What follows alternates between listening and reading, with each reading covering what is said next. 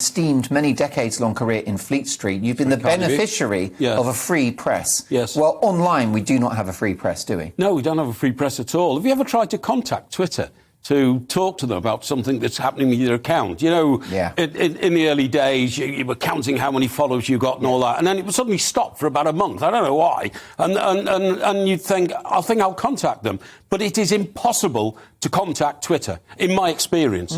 You know, they don't have a headquarters in London. No. You can't get them through an email. You just can't contact them. So any organisation like that, you've got to ask two things. A, what are they hiding? B, when these sort of ridiculous announcements come out, who is actually making the decision?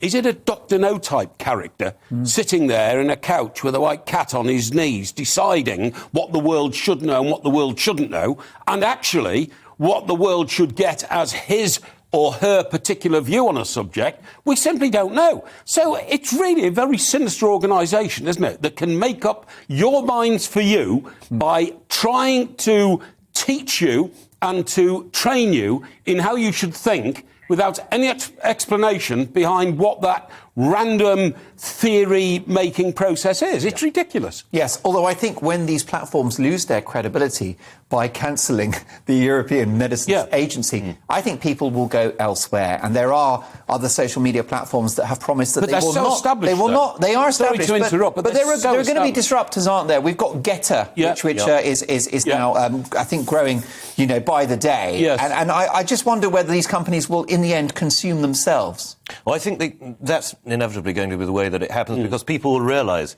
that they are only ever receiving one particular viewpoint. The stories that are allowed to be put on Facebook, for instance, or the stories that Twitter doesn't mark as misleading. And they're going to seek another arena. Yeah.